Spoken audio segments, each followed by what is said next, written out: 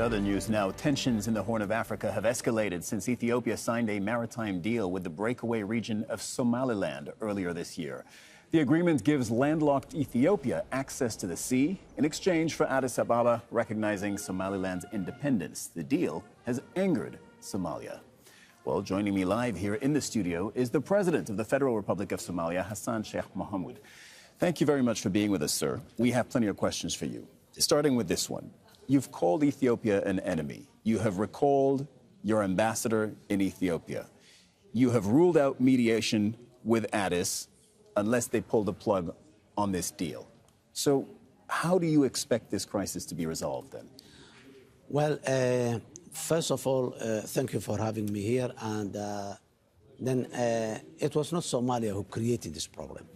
Ethiopia has created this problem. They are the ones who initiated claiming that they will take and annex part of Somalia to their country. But they don't say they're annexing. Well, they say it's a commercial deal. No, it is not. Ethiopia has commercial interests in Somalia. There's in Berbera. They use Berbera port, and they have a stake of 19% even in the ownership of the service of Berbera. And the place where they are now saying is just a few kilometers away, few hundred kilometers away from Berbera. There is no need for that. Whatever it is, let us assume that they need another port. And this is what we have been discussing for a couple of months ago. The issue is not, will Ethiopia access to the sea? They are free to access throughout Somalia. Where? Everywhere in Somalia. But the question is how? How do they want to access the sea? By annexing part of Somalia and changing the borders of Somalia? This is what's going on right now. It is not a commercial. It is an annexation of territory. So as you know, Ethiopia says it's not annexation. They say it's also not a formal recognition of the sovereignty of Somaliland. They say it is a commercial deal. And I just want to remind our viewers of what this potential deal is. The memorandum of understanding between Ethiopia and Somaliland is that they would rent a 20-kilometer stretch of coastline in Somaliland for half a century, for 50 years, for commercial purposes and for a military port as well. What is the part of that that angers Somalia? First of all, Somalia is an independent and sovereign state. When such deals are taking place, it is the federal government of Somalia who has a legitimate right this thing to be discussed, not a breakaway or not a region of Somalia at all. And above all, commercial and military base mixed together and doing one thing, that's one. The other thing, if it is a 20-kilometer strip of land in the coast only, how that strip of land and how that port is going to be connected to Ethiopia by passing through Somalia, that's another one. The other one, it is in public domain. Ethiopia said we do this in exchange of recognition. We recognize Somaliland. That's a public and that's official. And they said, they didn't say it only one time. The Prime Minister said, the Minister of Foreign Affairs said, the National Security Advisor said, many other leaders in Ethiopia said. So the recognition is there. But they have walked that all the way back, Somalia has. They have said this is not an official recognition of the sovereignty of Somaliland. We don't have that yet. It's you who have that. No, they put it on Twitter. No, the Twitter is not the way to communicate between states. Have you spoken to the Ethiopian Prime Minister then? No. Why not? Why do I speak? Because he's taking part of my country and he's claiming we are not equal partners. When he said, I do not recognize Somalia, I recognize Somaliland, which was part of Somalia. Who am I talking to? He's talking to Somaliland. How does this get resolved if there's no communication between you and Ethiopia? He has to. You know, Somalia has not initiated this problem. It's Ethiopia has initiated. It is in the ball is in their court. They have to open the means of the conducive environment to communicate and to negotiate and to dialogue. It is up to them. It's not us. So what do you say to Ethiopia? I would like to say, Ethiopia, we are neighbors. We are not neighbors by choice. We have a history, long history, known. And this thing has not happened in the last more than 1,000 years that Somalia and Ethiopia was living together as people. We have some difficult histories, but I'm not going back to that history, which is difficult. But now, in 21st century, let the Ethiopia recognizes the sovereignty, the territorial integrity, and the political independence of Somalia, the Federal Republic of Somalia. then we are two partners. We can negotiate everything. Ethiopia can have access. They can have deals with us, everything. But not the way they are approaching now. That's not the way the modern world works. Have you spoken to the leadership in Somaliland? 1st January is the time when MOU was signed. On 27 December and 28 December, we were having a dialogue discussion in Djibouti, and we have a very good environment and very good discussion on us. And even when that conclusion was ended, Prime Minister Abiy appreciated, and he said, this is a good step taken towards the right direction. To me, he said to me, but the next day he signed that agreement. Yeah, so indeed, you were with the leaders of Somaliland 2-3 days before that memorandum of understanding was signed. Are you saying then that they kept you in the dark about what they were about to do? Yes, they never mentioned. We have been discussing how to unite Somalia, not how to give part of Somalia to Ethiopia. No, this was not the subject of discussion. The subject of discussion was the unity of Somalia, how we unite and how we address the grievances of the past and all this. That was the discussion. What are you asking Ethiopia to do, and what happens if Ethiopia goes through with this memorandum of understanding, this deal? Look, one thing is very clear. Ethiopia has no right to do that. Diplomatically, legally, it has no right to do that. But what if they do it? Well, that is another case. Let us hope that they will not do it. This is a piece of land that belongs to Somalia, and Somalia will never yield whatever pressure that comes on it.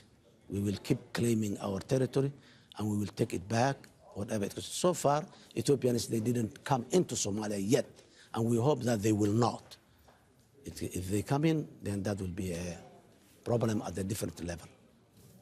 You traveled around the region recently. You went to Egypt on Sunday. You met with the Egyptian president, Mr. al-Sisi. Now, he had very harsh words against Ethiopia, and he said they should not try us, meaning they shouldn't try Egypt, especially if they are challenging a brother, by which he meant Somalia. He hinted essentially that Egypt, or that's what it sounded like, that Egypt would be willing to come to Somalia's military aid. Did you discuss military action with the Egyptian president? Somalia is part of the Arab League, and in the Arab League there is a chapter in the charter that says that the attack of one country is the attack of the rest of the countries in that organization. So Somalia does not need to have a deal with any Arab country because that is a mandate to each and every Arab country, number one. Number two, Somalia and Egypt has a history, collaboration of history for a long time. Even if before we became independent in 1956, when the Canal Suez War was there, Somalia as a people, they were supporting with Egypt. And then all the way, many times Somalia has got into difficulty, Egypt to support it. The support does not mean boots on the ground. Okay, that's my question, because I understand the history, but my question is, did you discuss potential military action? No. We have not discussed it. Egyptian military coming to Somalia. And we believe that the problem has not reached there yet. And that's why he's saying, warning and all this, don't do it, please. Okay. This may sound like a naive question, but is there perhaps a win-win scenario here between Somalia and Ethiopia where the two countries can cooperate? Ethiopia wants access to the sea, as, by the way, all landlocked countries do. Somalia, on the other hand, is fighting the armed group al-Shabaab. We'll get to that a little bit more in a moment. There are thousands of Ethiopian troops on Somalian territory as part of that ongoing effort. Isn't there a way, perhaps, that the two countries can come to some kind of understanding to defuse this crisis? I have to repeat it again. The question between Somalia and Ethiopia is not how will Ethiopia access to the sea. That's not the question. We want Ethiopia to have an access to the sea. But the question is how Ethiopia is going to have that access to the sea. That's number one. And that if Ethiopia is ready, we are ready to discuss. But grabbing a piece of land, we are not ready for that. Regarding the issue of al-Shabaab, al-Shabaab is not a threat to Somalia only. Al-Shabaab is a regional threat, is a continental threat, and it has been, this Shabaab has been interfered in Ethiopia, in Kenya, in Uganda, in Djibouti, and in Europe even. So Shabaab, it just happened that they are in Somalia, but they are not a problem to Somalia only. So Ethiopia... But mainly to Somalia. Well, let us say, except mainly. But Ethiopia, number one, they were there as a part of the mandate of the African Union mission there. And then they were there bilaterally. When there is a trust and good relationship, such thing can happen. We have bilaterally agreed to come in and support Somalia. That's where they are, how they are in Somalia. But now, people who have been contributing theirs and adding their blood together to defend to defeat a common enemy, now comes back again, and this is a backbiting. Specifically on the issue of the fight against al-Shabaab, this has been going on for more than 15 years. This is something that already plagued your country, Somalia, during your first term as president a number of years ago. They haven't been defeated. So the question is, can they be defeated? Yes, they can. And we have proven that they can. Where's the evidence of that? More than 50% of the territory they were controlling, they are not controlling today. They have been squeezed into a smaller area than they were a year ago than today. And we keep continuing. These operations is going on as we are speaking here. And mainly, these operations are done by Somali National Army and Somali Defense Forces are doing these operations, most of them. So we believe, based on the experience and the successes that we made in the last 1.5 years, we believe that we can defeat al-Shabaab militarily. It may take some time ideologically, but militarily, we will definitely defeat them. The fight has been going on since 2006. And as I mentioned, it lasted during the entirety of your first term as president of Somalia. This was in the 2010s.